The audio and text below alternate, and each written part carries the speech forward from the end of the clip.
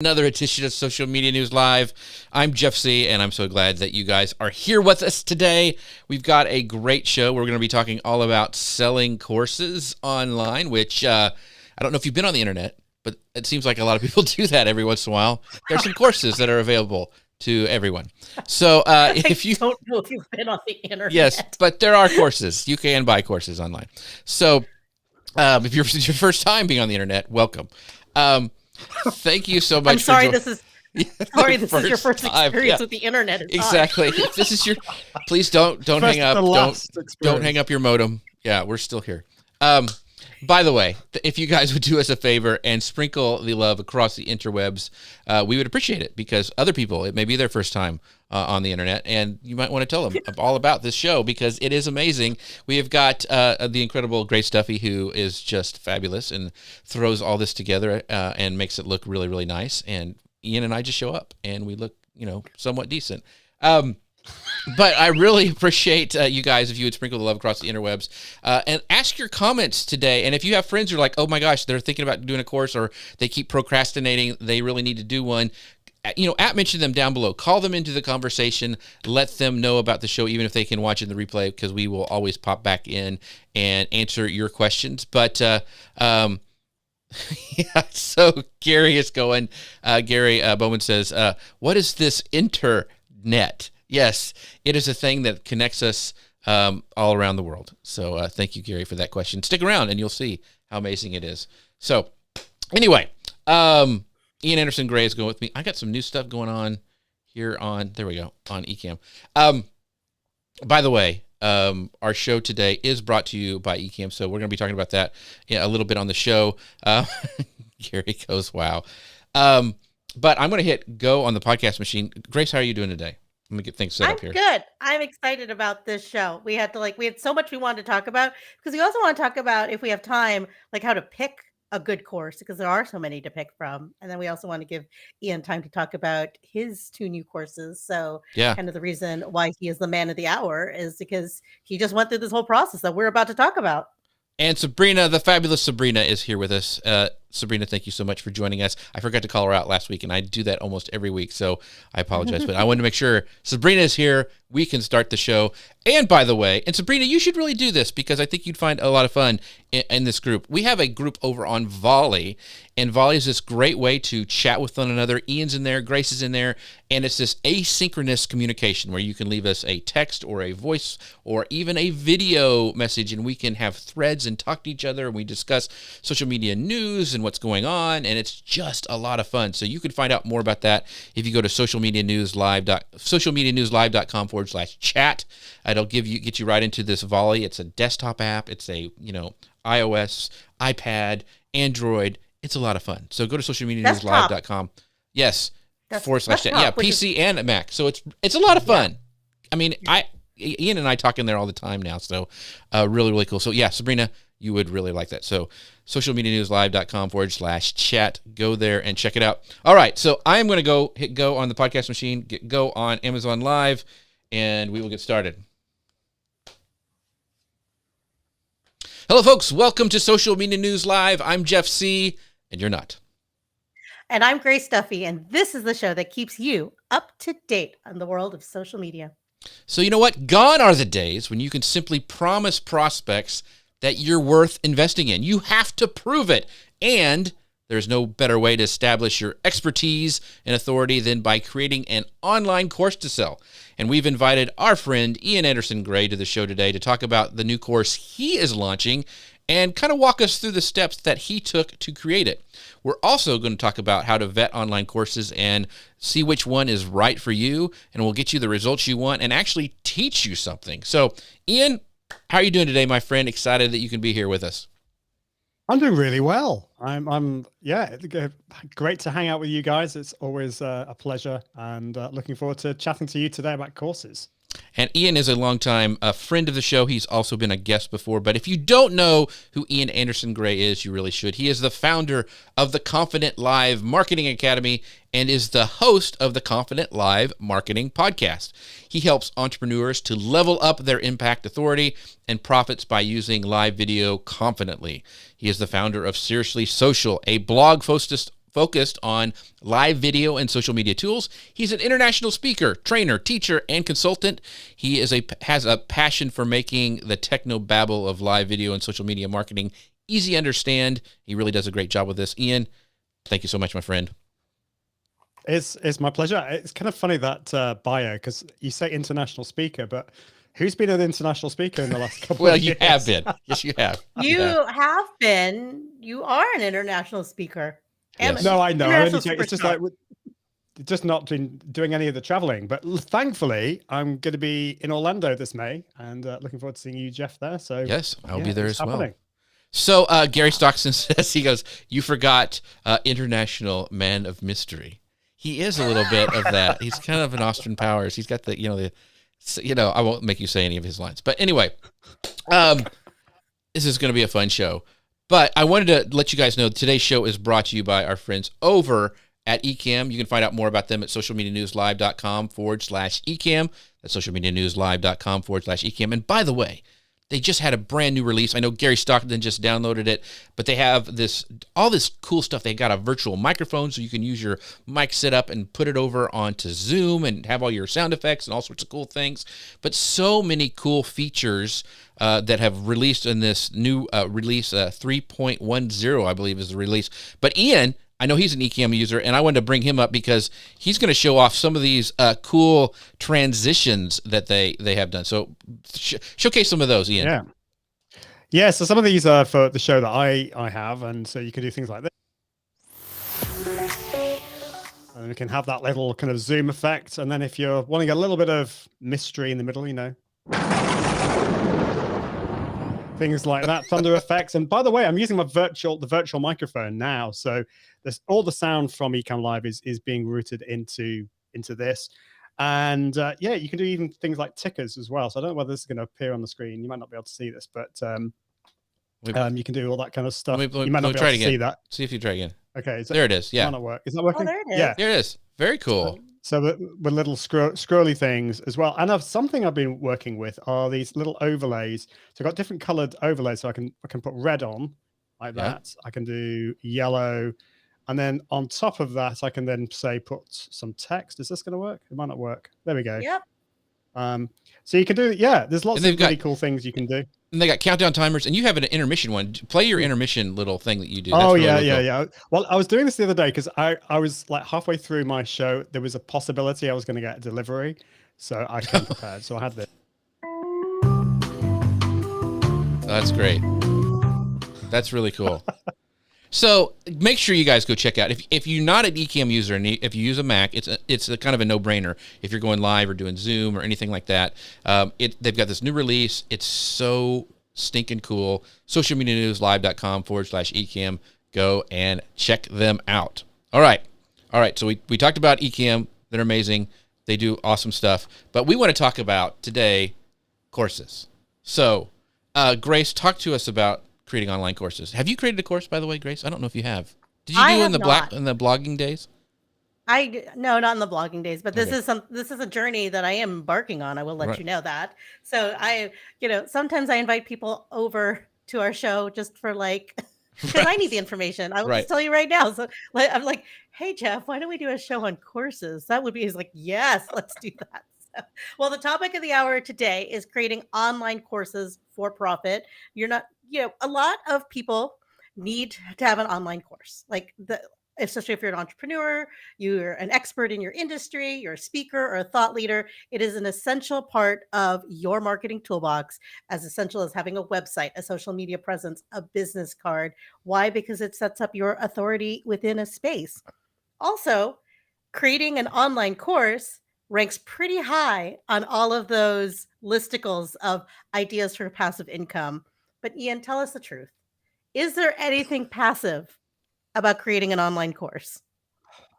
Well, I think there are very few things in the digital world. I think there are very few things that are actually passive. You have to do some work, and you can't just publish it and then just wait for everyone to come and buy your courses. I mean, that might happen occasionally, and I'll tell you a story about my experience. But over time, you're going to have to update things. You're going to have to carry on with your marketing. So back in 2016, I wrote an article about how to go live to your to Facebook Live from your computer. And it was using this software called OBS Studio, which was quite complicated. It was quite new. And a lot of people were finding the article really helpful, but they still struggled to actually use the software. And so I thought, oh, I'm gonna have to create a course, aren't I? And knowing me, I tend to overcomplicate things and procrastinate. But we're moving house, and that kind of gave me this. And we were moving house like the following week, so I knew I only had 1 week to do this. And I put these 12 short videos together, uploaded them onto my website, had a password protection, put PayPal on there. It was very kind of, mucked together really. And I had the experience of, over the next kind of 3 or 4 months, I was getting pinged every day. It was really exciting. I was getting selling about 5 or 6 of these every day, and sold over 100 in the first couple of months. And it felt like, this is what passive income is. I've made it. Yeah. But then the sales went down, and then I needed to think about my second course. And the second course basically was a year later, didn't do very well at all. And I probably sold about 10. And I learned a lot from that experience, because I think it's down to, selling a course is down to so many more things than what you think. It's down to timing. It's down to your expertise. It's down to how you market the course.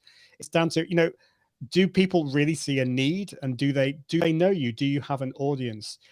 If you have all of those things in place, then it can be partly passive, but you'll have to continually market it, because at some point, people will stop hearing about it, or there'll be another course out there.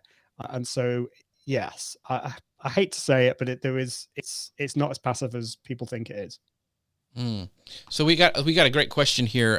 Somebody in one of our groups says that can also lead to consulting. So I remember when you put that course out, or maybe a different one, Ian, and I was in your group where you had people like who had bought the course and talk about it, and there was people like Michael Hyatt and some other big name people were like, because they wanted to figure this out. And it can also talk a little bit about not just, it's passive income, you'll get some sales from the courses, but it's also kind of a way to upsell some of your services and other things like that. So talk about that a little bit.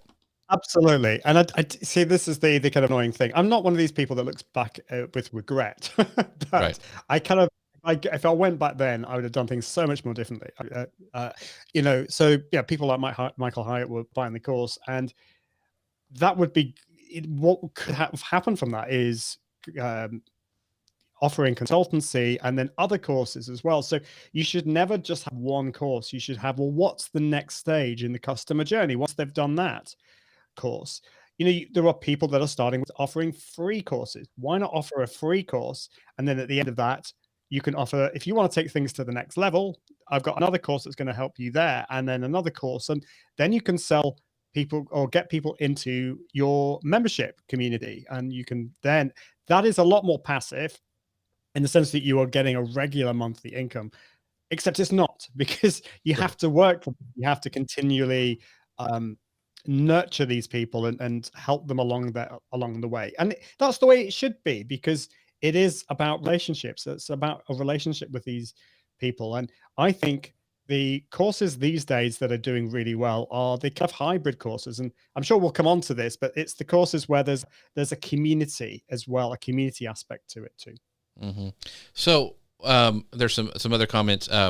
Someone in one of the groups said, I switched my online courses to a membership site with mini courses. It's a great passive income. So yeah, so they were doing what you talked about. They created courses and they kind of bundled it together, and then they made a membership site to that. And so yeah, there's that customer journey that you talked about, Ian, which is it's super important. So let's kind of walk through the steps. We want to walk through the steps of creating a successful course in 2022. And I think things have changed back in the day.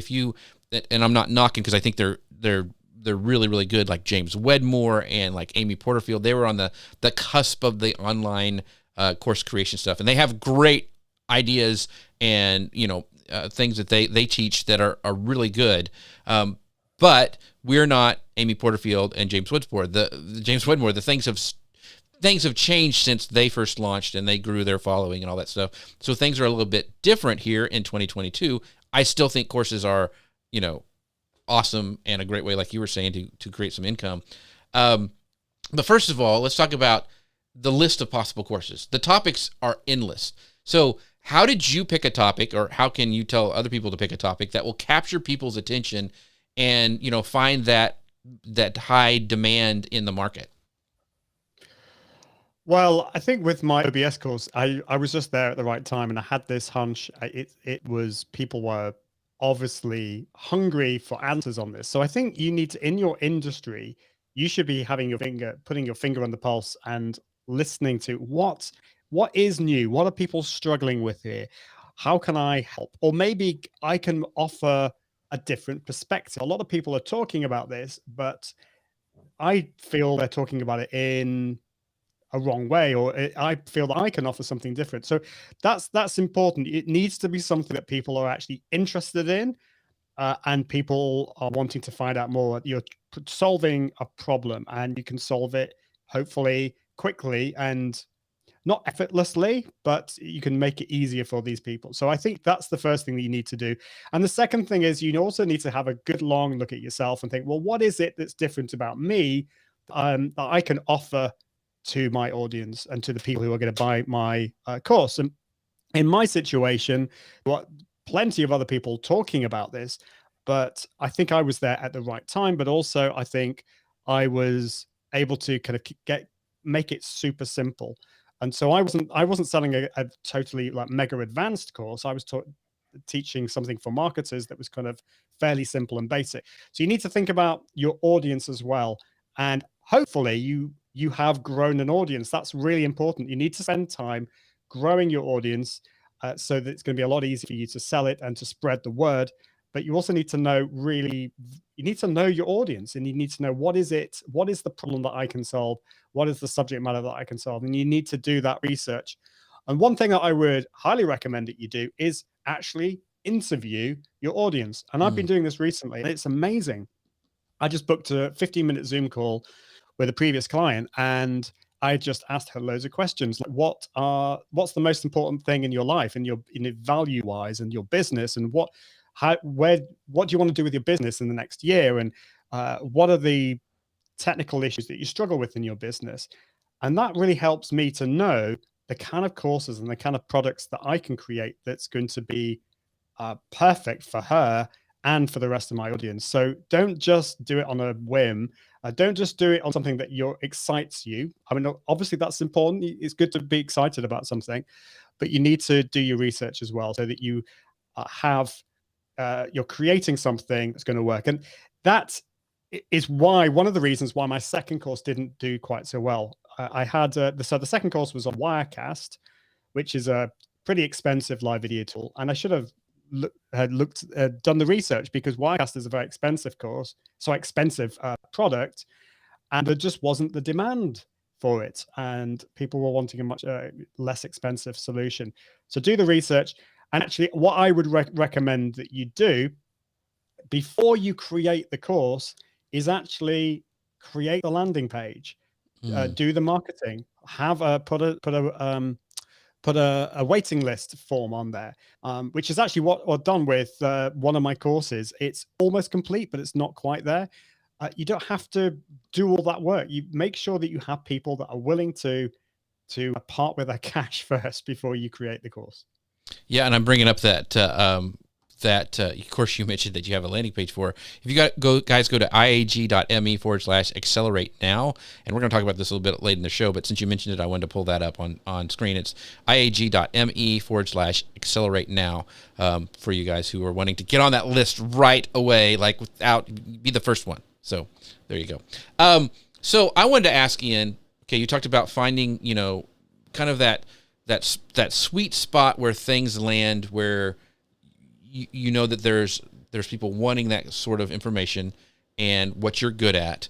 Is there a way, or is there tools? Mark Schaefer talked about, looking for seams in the market in his book, The Competitive Advantage.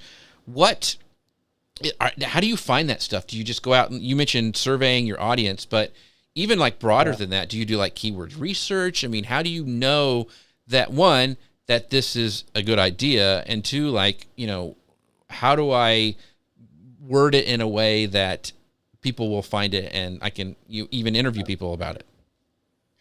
Well, yeah, I think when it comes to the wording, I think interviewing people is really important. Use the language that your audience will be using to understand what it is. So if it is about a live video tool, they might not call it a live video tool. They might, I don't know what they call it. They either your audience might call it a WYSIWYG machine or something. Right. So if that's the case, like that's the language that you should use. But before you get to that stage, yeah, doing that research. I mean, Mark's book. I was going to call him Mark Zuckerberg. And Mark Schaefer's book is really good, very different. And I'd highly recommend that. There are other tools you could use just generally to kind of find out what people are asking on a particular subject. There's answerthepublic.com is a great free resource. So you'd put in there, it could be, and you know what you're thinking the course could be about, and then within that you can then find out what people are actually asking. There's BuzzSumo is a good tool as well that you can find out information on that. Get involved in Facebook groups and other communities, Reddit or whatever it is, and find out what people are interested in and excited about. And of course, get involved with communities with your audience, or look at other people, your kind of competitors, and seeing what they are looking at. You need to have your finger on your pulse. It's so easy, I think, to be too comfortable. There's a lot of talk at the moment in marketing about Web 3.0, and I have to admit I've been not wanting to go down that route because it's new and scary, but actually that's something I should be looking at, and maybe I should be creating a course about it. So because it's new and not that many people are talking about it. So lots of things to think about there, but you just need to find out, you need to have your finger on the pulse, find out what's happening in your industry, in those communities, and listen to them, and do talk to real people. Do your research, get people on the phone or on Zoom, or just chat to them and find out more.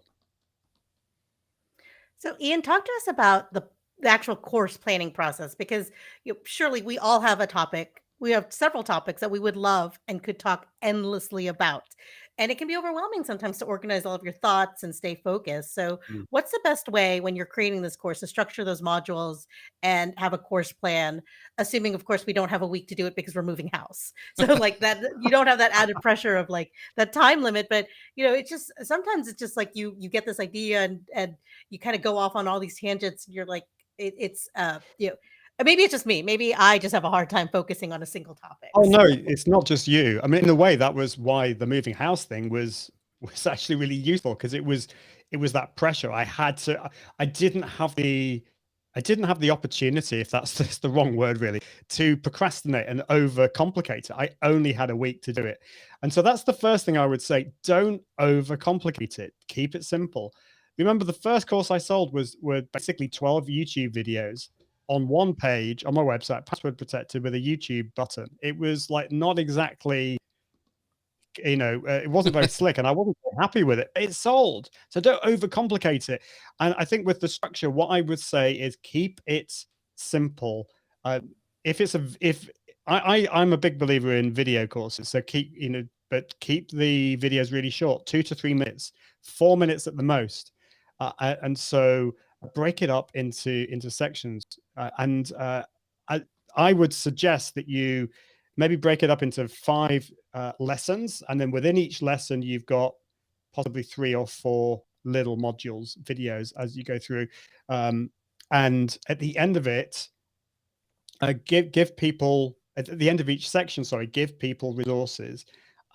Don't just do the videos, make it, give people like tangible things that they can download. People love if you have a resource that people can download, like a Google Sheet, or like a list of things. And it doesn't have to be complicated. I paid a lot of money for a WordPress course many years ago. It was about $1,000, and it was done over 5 weeks. But he gave us these emails that, email templates, and they were basically just text files, but they were golden. They were golden pieces of information. So also think about that as well. But the planning stage, Grace, you say overthinking it, or thinking about it a lot, is really important. So do structure it. do talk with other people, get a, as we say in the UK, call it a beta program or beta program, people who are interested in your product. You could either give it to them for free or give them the course at a much cheaper price. And you're basically, they're your guinea pigs. And they're giving you advice as you structure the course as well. So it doesn't have to be perfect. It just needs to be structured in a way that's going to be helpful. So Chuck here says, publish is better than perfect. Yes.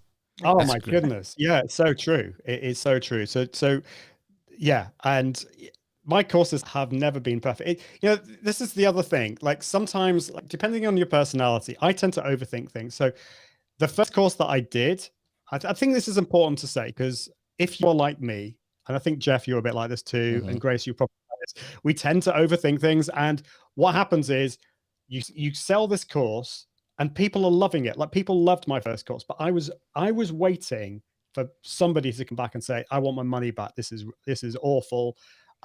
You don't look professional in that bit. I was waiting for that, and it never happened, because actually people just wanted the information. It didn't matter how I looked in my video.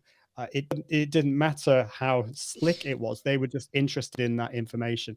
Now, having said that, if you are selling a more expensive course, if you're looking into the like $500, $1,000, even $2,000 course, then I think the quality does start to matter a lot more. But even then, if you are solving somebody's problem, if you are solving somebody's like real struggle in their business and making a big impact, people, honestly, they don't care about that. They don't care about all these flashy things that are going on.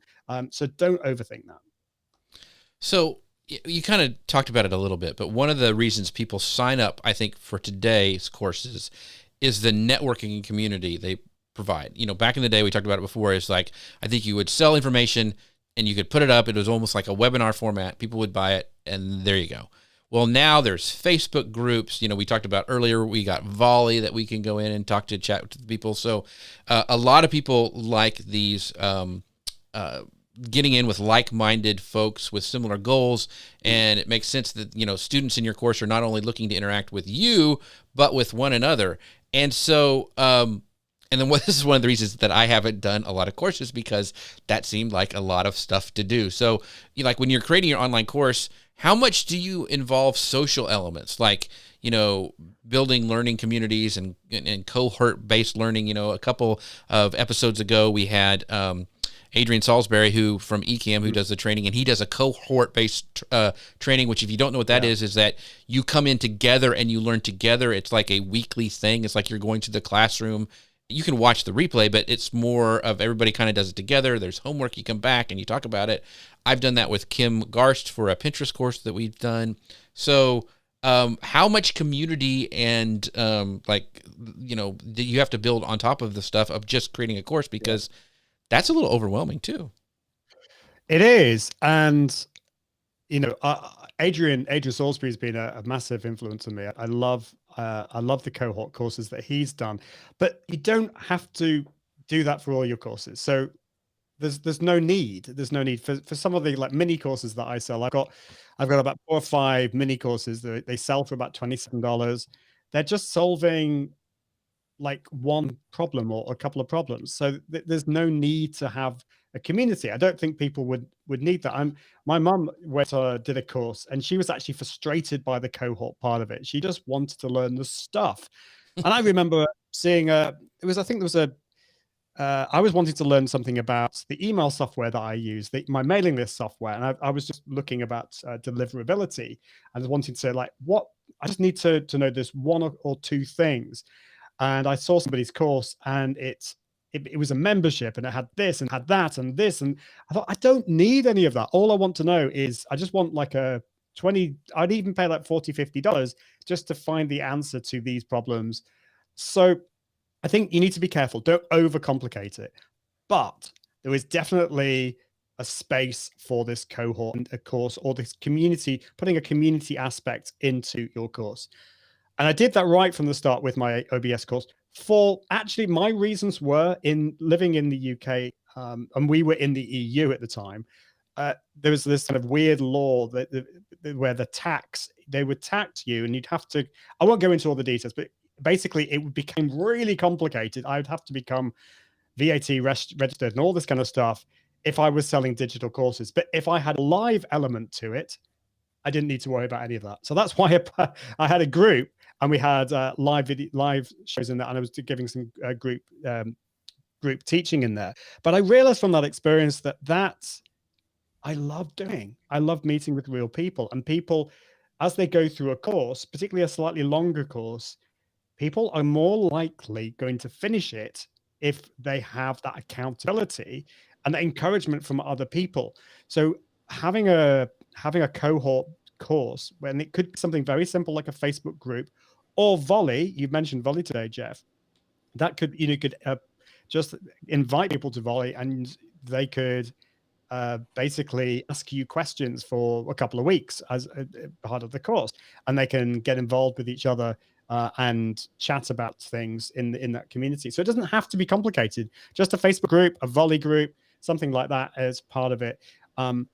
But as you become, once you create bigger courses, more expensive courses, then you can increase the community part of it a lot more, and you can have quizzes in there, and you can have live workshops in there, and do a lot more. So what I'm trying to say is, start simple. If you are using the community aspect is too complicated, it's too much for me, excuse, which I've used as well, then just don't worry about it. Just create a Facebook group, or not at all.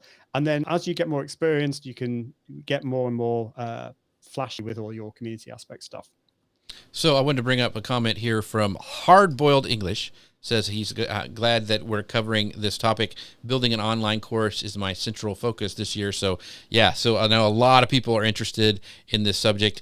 And so I want to bring up Chuck, as I want to continue this conversation just for a little bit. He goes, I think community and live coaching is the new secret sauce.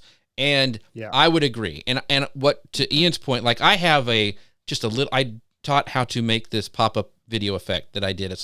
I call it a mini course. There's no community thing on there. It's teaching one little thing. It's how to do this effect, and here it is. This is this amount of money. And it's like what your mom wanted. It was just information. Go through the course. You'll learn how to do it. But I do think more and more people, number one, they want a community. They want to learn. Even if you don't do a cohort where you build it up together, they do want a place where they can come and ask questions and get it answered in a reasonable amount of time. But also this community thing, they also want access to you. Like, I want to ask, if I buy a course from Ian, I want to ask Ian some questions. Like, Ian, I can't get my lower third to come up. It's backwards. What did I do wrong? How do I fix this? And yes, it's a little bit more intense for the trainer, but that's what I think people want, and that live coaching thing, like Chuck was saying. So are there tools, or you mentioned a Facebook group, you mentioned Volley a little bit. Are there some expectations now that people have when they buy a course that you're just going to have to address? Like, I mean, it's just kind of basic customer service, I guess. Yeah, I think you have to be really, really clear on your sales page about what the expectations are. So for example, with one of my courses, because of the time zone issue, I say, so I have a list of FAQs, and I say, like, are you from Australia? Or I think it is, are your live calls Australian time zone friendly? And I have to say, unfortunately, no, they're not. But if you are interested and you're from Australia, there's a link here to let me know, and I hope to do one in the future. So you have to have expectations like that, and you have to say things like, for example, the Facebook group that you join, when the community on the Facebook group will be open for 4 weeks. So the course will say last 2 weeks, and then we'll have 2 weeks after that, after which I'll be archiving it. So you just be really, really careful about these things, because you've got to think about your time. You can't just answer people's questions forever, and people don't expect you to do that. So say that, but put a time limit on these things, and say, I won't be able to necessarily respond straight away. I need to sleep occasionally. So say you'll be able to get back to people within, say, 24 hours and things like that. And that's what I've done with my course. Like, there's 1 week of the 6 weeks where I'm actually away. So when I've made it very clear that we're not having a live call that week, but that is a week for everyone to practice with a live video. So just be really clear about that. At the end of the day, you're creating a course that needs to be attractive to your audience, but it also needs to work with your lifestyle and what works with you. If you have kids or if you're going away, then you can't be in the community 24/7. So maybe get a virtual assistant. Or what's really cool is what I found with my courses. Once I got to my third one, I had a couple of people who'd done it twice, and they were like super fans in a way. So they were able to come in and actually be able to moderate and be able to be part of the community, almost like a staff, part of the staff team. So think about that as well. Once you've done this a couple of times, you can actually get people to come in and help. And I've noticed a lot of people doing that, getting community members to be part of the team too. So I want to bring up this comment from Gary. Yeah. He goes, he says, record. This is a great tip. So he says, record an asynchronous video answer to every question that comes in, then be sure to tag and categorize it. You'll eventually have a nice library of pre-recorded frequently asked question answers that have a lot more pop than a typical frequently asked questions support article. Mm-hmm. That is genius, Gary. Thank you for that comment. And by the way, you can do all that stuff with, we've been talking about this a little bit, if you just joined us, about this thing called Volley, which allows this type of asynchronous video communication, and you can download it. After if Ian asks a question and I said, hey Ian, this is how you do this in Ecamm, you go here and here and here, and then I can download that and save it, and I can send it to somebody else who asked the same question. And if you want to join our Volley about the show, make sure you go to socialmedianewslive.com/chat, socialmedianewslive.com/chat. We actually take questions from there and bring them into the show. So it's really, really cool. And then the two things on Volley, because Threads just rolled out this week, so that's been really interesting. And then I found out yesterday they have a follow-up feature where you can click and tag it to follow up. So as you're getting this, you're out doing your life, whatever, and you get these questions, you can flag them, and it puts it into a separate little inbox, and so you can go through and answer each of those in the thread too. So that's an easy way to do that, I think, using Volley, but I'm sure you could do this in some other way as well. Yeah. And so just to be how important community is, and this is when I was doing this course with Kim Garst, and we would do it. It was kind of a cohort thing. We do a training in the morning, we give them homework, and then we come back in the afternoon and we talk about it, and and kind of look at their stuff and give them some pointers. The interesting thing was when that was done, people said, hey, we will pay to continue this on for a while. They brought it up. We didn't even sell anything. They said, we'll pay. We want to pay to continue having you guys review our stuff to see that we're doing it right. And we okay. But when your community asks to pay to do something, I mean, that's how important community is. So I really think that you don't have to do it like everybody else. You don't have to automatically create a Facebook thing, but think of a way. And like Chuck was saying, that it's kind of the secret sauce. Think of ways that you can build a community or have a community for a time around your course, because I think that makes it super attractive to other people. So anyway. Well, I think the other thing you can do is, so this is one thing I'm experimenting with. I've got about 5 or 6 low ticket courses, like $27. And what I'm going to be doing is when people buy that, it's kind of like an upsell. So they'll also have the opportunity to upgrade in a way to get the course that has the community.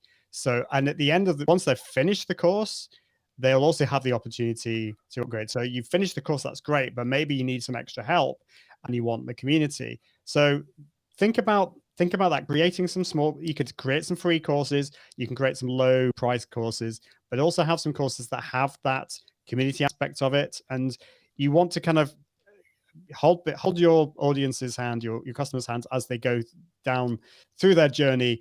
And they may not have the confidence to invest right at the start in your higher price courses with the community, but once they've got that trust in you, but also in themselves, then they can go down that route. And also the other thing I just wanted to briefly say is put some gamification into these things and accountability. I think those are 2 things that can really help. I created Leaderboard and Badges, so people love badges. It's ridiculous, like these little like, I don't know whether you call them NFTs, but there's certainly these little images that they get that say they're top contributors of the week, or they've got the highest number of points or whatever. People love that. And I think that's just a really fun bit of fun. That's the one thing we haven't really talked about, I suppose, is make them fun and enjoyable. People actually, as well as wanting to learn stuff, if you want them to actually get to the end of it, they need to have some fun along the way. Otherwise, they may struggle. Let's face it. Sometimes learning is not easy. Right. Yeah, because there's a lot of courses out there that are really, really boring. So if you guys can make them fun and exciting, then you're already 90% better than your competition. So just think about that. Okay, we've got our course done. It's ready to launch. Now, I know too many creators make the mistake that they can just print money now because they got this course out. And once their course is created, now they have this income stream. So we know the truth is that you really need to have a launch and an ongoing marketing strategy.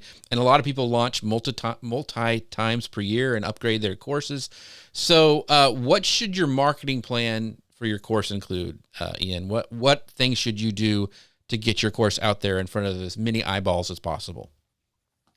Well, if you've created your course and now you're starting to think about the marketing plan, you've done it the wrong way around. You need to think about it the other way around. You need to start thinking about, how am I going to get this out? How am I going to be able to let people know?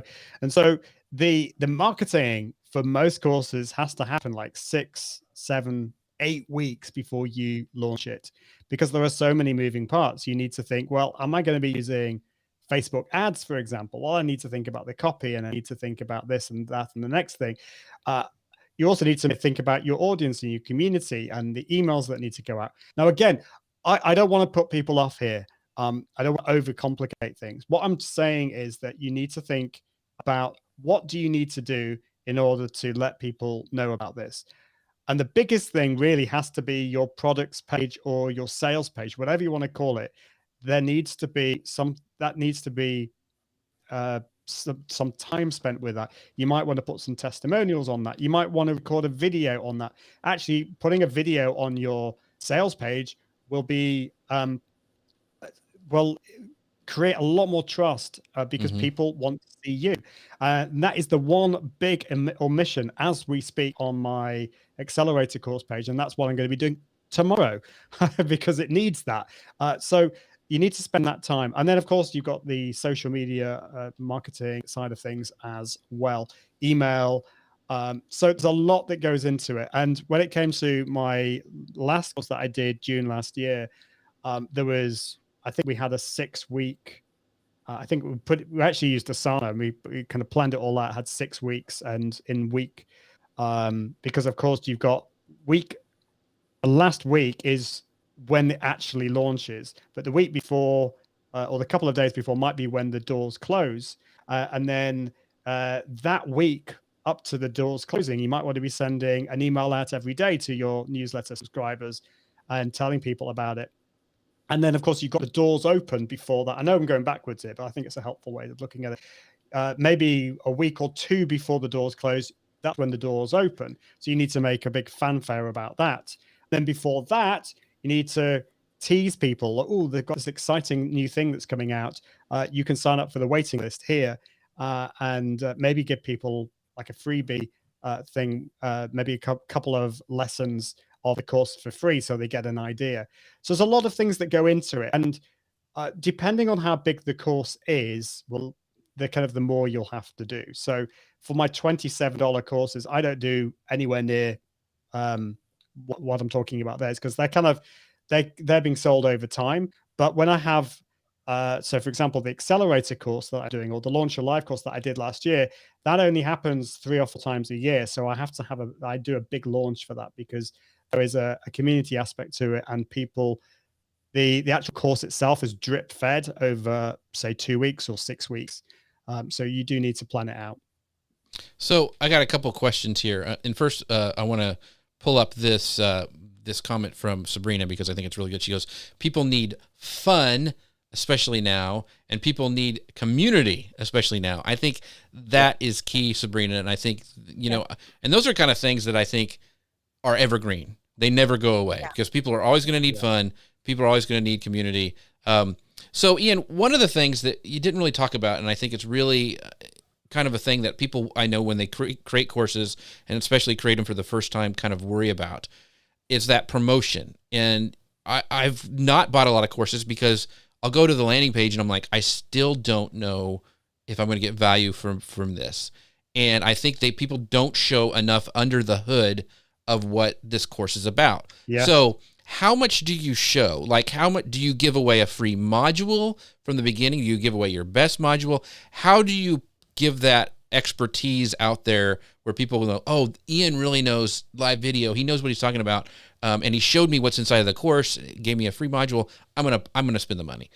How much do you give away? Yeah. How much do you hide? And I think most of us tend to hide too much is what I Yeah, think. no, you need to be a lot more. I mean, this is, it's a difficult one because you're just worried about people stealing your stuff. But the course that I went on that I spent $1,000 on, I think I got 3 free modules, and I looked at it and they changed so much in my business. And I thought, oh my goodness, like these 3 modules have changed so much. Well, what on earth can the rest of the course be? I need to buy this, So I was, but also it was, I could really trusted the guy anyway. So it started with, I trust this guy.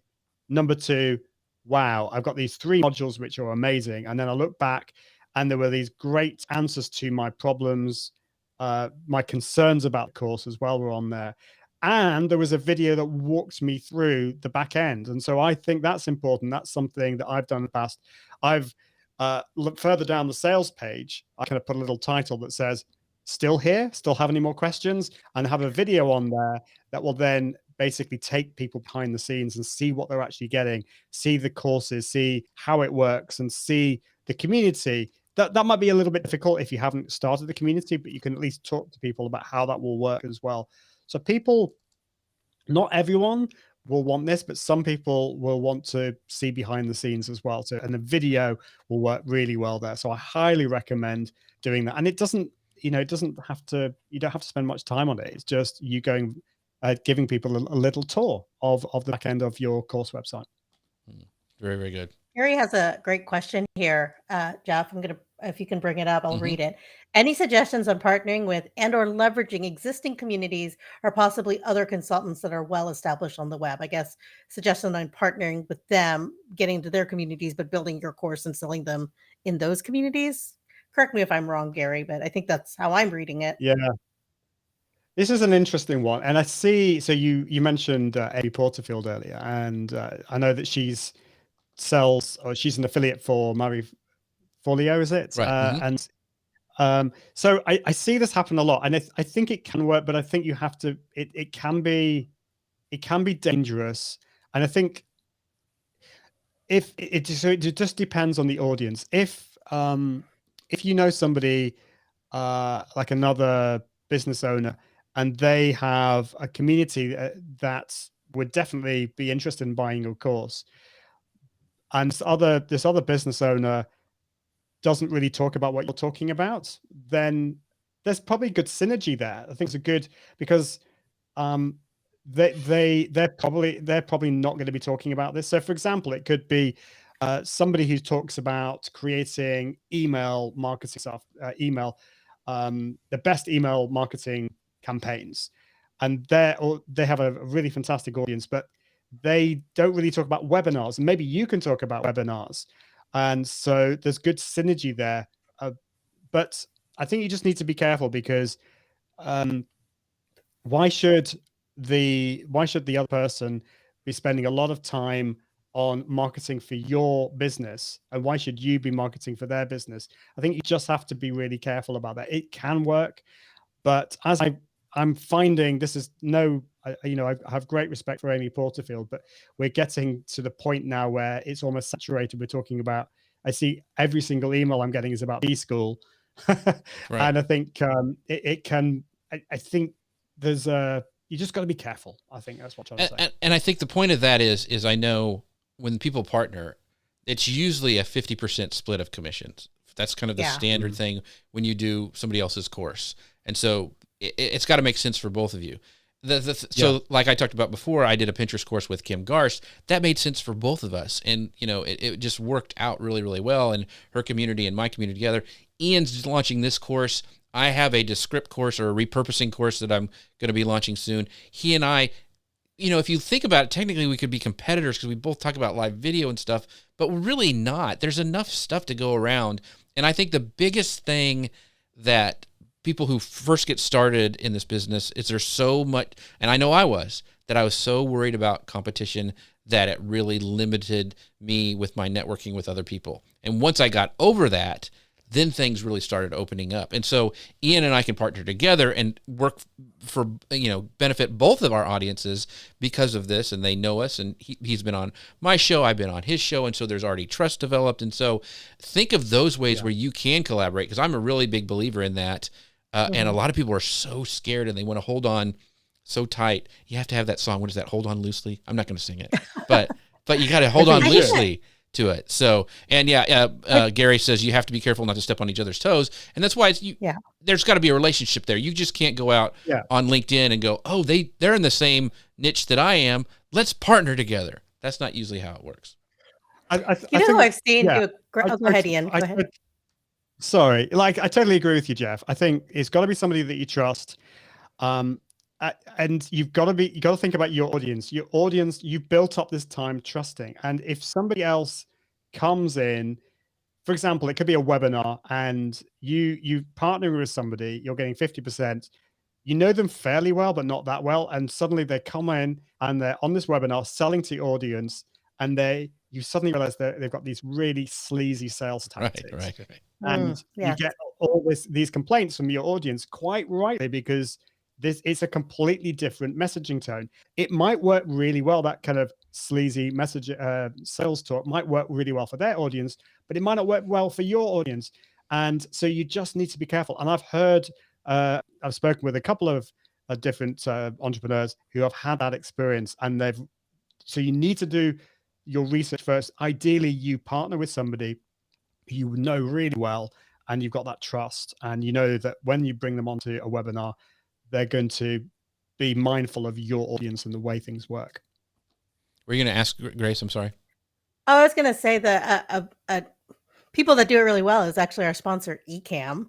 They do a lot of trainings. Right? It feels like every couple of weeks they're doing another training with another creator talking about a different skill set, integrating with their tool and what they're offering, but it's still valuable content regardless of whether or not you're a customer or not. Right. And and so that I thought that's a really good way to partner and to capture an audience. Mm-hmm. And also talk about yourself, because I've seen over the past years since they've been sponsoring us a great number of trainings from them. Yeah, they do a lot. And by the way, one of the things that I know when people are putting out courses, what software do you use? How do you capture the video? What's the best way to do that? I'm telling you, Ecamm is the way that I do it, because not only does it broadcast live to everywhere, it also can just record, and I can have different scenes. I can have my slides set up for, my presentation, and I can have stuff on, I can even have my notes up here and read it and have it. It's just a perfect way to create presentations as well. So not only is it a great live streaming tool, but it's also a great way. I use it to create TikTok videos and stories. It does all these different formats. And so if you have a Mac, I'm telling you, it's a no-brainer for creating, even courses. So if you want to find out more, go to socialmedianewslive.com/Ecamm. We really thank them for sponsoring the show. And they do. If you haven't checked out their community is on fire. It's one of those things you can really learn on how to create a great community, because they do it really, really, really well. So without further ado, I want to talk about, because I think there's a lot of stuff we can learn from, and we've already learned a ton from Ian already with the stuff he's got with his course, but I want to talk about Ian's course. And you can find out more about his courses, all the ones like his mini courses that he talked about today, and his full-blown courses, and even his landing page that he's getting ready to do. If you go to iag.me/courses, that's ianandersongray.me/courses, go check that out, because we're gonna dive into that really, really quickly, because he's doing different types of courses even on his own page. So, Grace, I knew you had some questions about that. Yeah, talk to us about these two, because you sent me a note saying that you have two courses, a hybrid cohort cohort course. That's all hard to say. And then the other one is one that people can do at their own pace. So tell us about these courses and what inspired you to create them. Yeah. Yeah. Well, so it was last year. So I've run a course called Launch Your Live 2 or 3 times. And that was a cohort course. So it was effectively you went through some video modules over 5 days. And then in the second week, it was all about practice. And there were also every day there were these live, I suppose, live webinars, live masterclasses, I think you'd want to call them. And it was fantastic. And the community was amazing. But the feedback that I got at the end of it was that there's just so much to learn here, and there was a little bit of overwhelm. And so what I wanted to do is to kind of split it into 2. So I've got what I call the Confident Live Launcher, which is very similar to that, but people can just work in their own time. So they're going through their video modules. It is drip fed over 5 days, but they can do that in their own time. There's no community part of it. And it's really for those people who want to pay less money, but want to do it in their own time.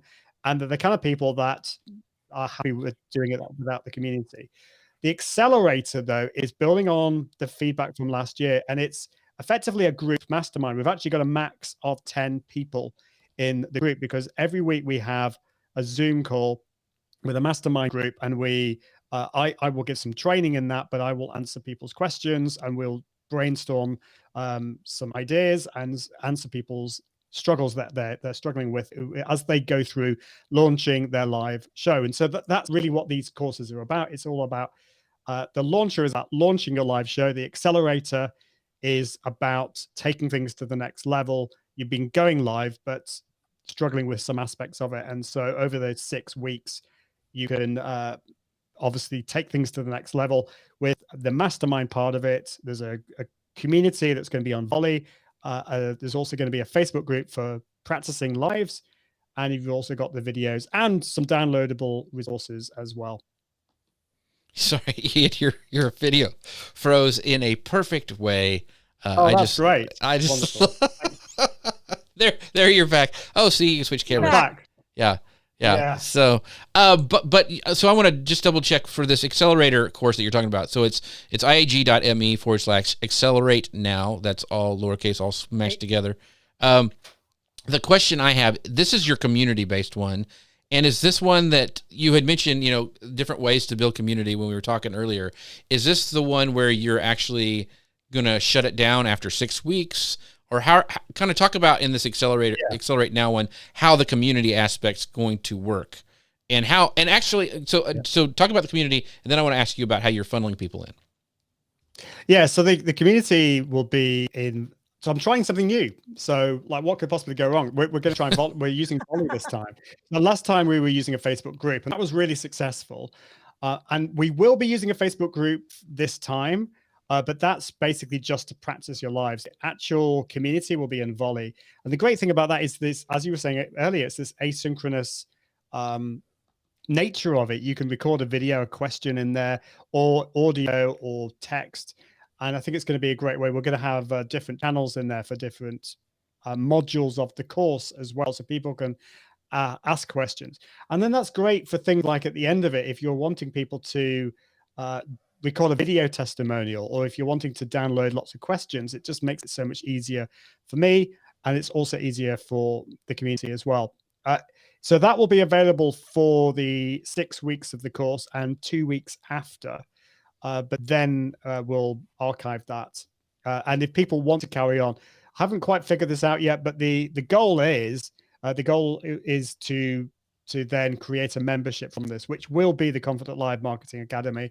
The Confident Live Marketing Academy at the moment really encompasses everything that I do, all the various courses, but the Academy eventually will be a membership community, which people will be able to pay for over time, if that makes sense. Yeah. So let's talk really quick. We got a couple minutes left.